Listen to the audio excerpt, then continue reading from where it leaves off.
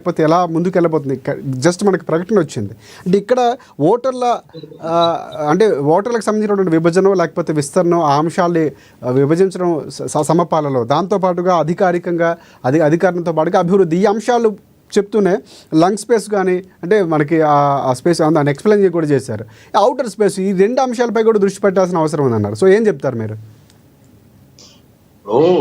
మొత్తానికి రాజశేఖర్ ఈరోజు ప్రభుత్వం ఒక నిర్ణయానికి వచ్చిందంటే దాని మీద వాళ్ళు ఆల్రెడీ రెక్కి చేసి ఏది చేస్తే బాగుంటది, ఏదేది కలిపితే బాగుంటది, ఏది ఎక్కడ పోతే బాగుంటది అనే మీద కూడా చర్చ జరిగింది. ఆ చర్చ జరిగి ఆల్మోస్ట్ ఆల్ నేను అనుకుంటే ఇది ఒక 3 to 6 months నుంచి ఈ చర్చ జరిగే ఈ రోజు ప్రకటన వచ్చింది. ఏదో నిమిషాల మీద ఒక నిర్ణయానికి వచ్చి చేసింది అనేది కాదు.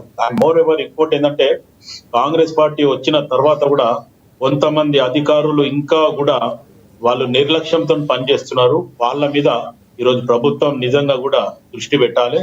ఎట్టి పరిస్థితుల ఫైళ్లు మూమెంట్ అయితలేవు అనేది కూడా కొంతమంది మా దృష్టికి తీసుకురావడం జరిగింది. కొన్ని ఏదైతే గవర్నమెంట్ దగ్గర పోయిన తర్వాత కూడా సీఎం పేషీలో ఉన్న ఫైళ్లను కూడా కొన్నిటిని పెండింగ్ పెడుతున్నారు. అటు ముఖ్యమంత్రి దృష్టికి తీసుకపోతలేరు, లేకపోతే నంబరింగ్ వేసి పక్కన పెట్టిన అనే రకంగా కూడా మనం మాట్లాడుతున్నాం. సో ఇవన్నిటిని కూడా ప్రభుత్వం గతంలో 10 సంవత్సరాలలో కేసీఆర్ అసలే గెలవలేదు, కేసీఆర్ మంత్రి ఉన్న ఎవరిని గెలవలేదు, దగ్గర రానియలేదు అనేది ఒక అపోహ ఉంది. అదే కాకుండా కేసీఆర్ గురించి ఆలోచిస్తే మొత్తానికి 6 గంటలు కూర్చొని ఒక ఎమ్మెల్సీ మినిస్టర్ కూడా కలవడు కేసీఆర్ అంటే వెళ్ళిపోవాల్సి వచ్చింది. ఆ రకంగా మన ప్రభుత్వం ఉండొద్దు. గతంలో మనకు ఆల్రెడీ రాజశేఖర రెడ్డి గారి ఆయంలో మనం చూడడం జరిగింది. ప్రజా దర్బార్ పెట్టడం జరిగింది. పొద్దుగాల 8 నుంచి మొత్తానికి 9 లోపల ప్రజా దర్బార్ అయిపోయేది.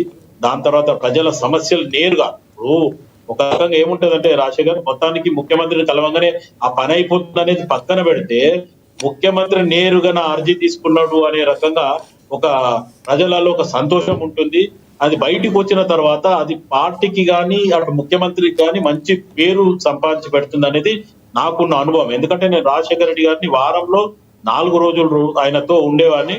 ఇటు ప్రజా దర్బార్ని ఫస్ట్ పబ్లిక్ ని కలిసి పబ్లిక్ తో పాటు ఆయన కలిసి వాళ్ళు ఇచ్చిన అప్లికేషన్స్ వాళ్ళు ఏమేమైతే అర్జీలు ఇస్తుండే అదంతా తీసుకుంటుంటే ఇటు పిఏలకు ఇస్తుండే, దాన్ని సార్ట్ అవుట్ చేస్తుండే. ఇప్పుడు ఏ రోజుకి ఆ రోజు ఎన్ని వచ్చినాయి అప్లికేషన్లు, దేని మీద వచ్చినాయి అనేది కూడా సాయంకాలం వరకు దాన్ని సార్ట్ అవుట్ చేసేసి ఒకవేళ సీఎం రిలీఫ్ ఫండా లేకపోతే రెవెన్యూ ఇష్యూవా ల్యాండ్ ఇష్యూ ఇవన్నీ కూడా దానికి సపరేట్ చేసి పెడుతుండే. అది ప్రజలలో వాళ్ళకి మళ్ళీ వాళ్ళ నంబర్ తీసుకుంటుండే కాబట్టి వాళ్ళకి మెసేజ్ పోతుండే, లేకపోతే మీ ఫైల్ ని ఫలానా డిపార్ట్మెంట్ కి పంపించడం అనేది గతంలో ఒక రకంగా మనం మంచిగా చూడడం జరిగింది. ఎందుకంటే చంద్రబాబు ఆయనలో ఒక స్టైల్ ఉండేది. రాజశేఖర రెడ్డి గారు వచ్చిన తర్వాత మొత్తానికి స్టైల్ మార్చేసి ఆయన ప్రజలతో మమేకం కావడం కానీ, ఇప్పుడు ఏదైతే ఆరోగ్యశ్రీ పరంగా ఆలోచించిన అంబులెన్స్ గురించి అయితే ఆలోచిస్తే అది ప్రజలలో ఒక రకమైన సంతోషకరమైన ఉండే. కుయ్ అని మీకు వచ్చేస్తుంది 5 నిమిషాలు 10 నిమిషాలు అంటే కూడా ప్రజలు నిజంగా కూడా 108 గురించి చాలా గొప్పలు చెప్పడం జరిగింది. ఈ రోజు అదే దిశగా కాంగ్రెస్ పార్టీ మళ్ళీ ఆ అంబులెన్స్ సర్వీస్ లో కానీ ఏ ఇబ్బంది లేకుండా ఇటు గవర్నమెంట్ హాస్పిటల్, నేను గతంలో కేసీఆర్ గారు ముఖ్యమంత్రి అయిన తర్వాత నాకు ఒక ఆశ ఉండే. ఎందుకంటే ఉద్యమ కాలంలో కేసీఆర్ కి మంచి చెడు అర్థమైంది కాబట్టి గతంలో కేరళలో అటెండర్ నుంచి ముఖ్యమంత్రి వరకు గవర్నమెంట్ హాస్పిటల్ ట్రీట్మెంట్ చేసుకుంటారు అనేది కేరళలో నేను వినడం జరిగింది. అదే దిశగా మీరు కూడా మన దగ్గర కూడా చెయ్యండి అని చెప్పి ఆయనకు రాతపూర్వకంగా రాసి డైరెక్ట్ స్వయాన కేసీఆర్ చేతిలో ఇవ్వడం జరిగింది. కానీ అది చేస్తారు అనుకున్న సమయానికి ఆయన చెయ్యలేదు, ఇదైంది. ఇప్పుడు ప్రస్తుతం ఉన్న ముఖ్యమంత్రి కూడా నేను అదే సూచన అనుకోండి లేకపోతే విన్నపం అనుకోండి, మొత్తానికి గవర్నమెంట్ హాస్పిటల్ అన్ని కూడా ఎప్పటికప్పుడు పర్యవేక్షణ చేస్తూ వాళ్ళకి సదుపాయాలు మందులు లేదు అనుకుంటే మామూలుగా జ్వరం గోళీలు కానీ, లేకపోతే ఇప్పుడు సీజన్ మారింది. ఈ సీజన్ లో మొత్తానికి సర్ది దగ్గు జ్వరము ప్లస్ బాడీ పెయిన్స్ ఇవన్నీ కూడా చాలా మందికి వస్తున్నాయి. ఇటువంటి వీటిలో కూడా మార్పులు చేయాలి. అధికారుల మీద కాకుండా మొత్తానికి యంత్రాంగం కూడా మంత్రి వర్గం కూడా కానీ ఇటు మా దామోదర్ రాజనరసింహ గారు కూడా అయినా సరే ఇమీడియట్ గా ఎప్పటికప్పుడు అధికారులు నమ్మకుండా ఖచ్చితంగా సడన్ విజిట్ చేసి అది చూస్తే బాగుంటది.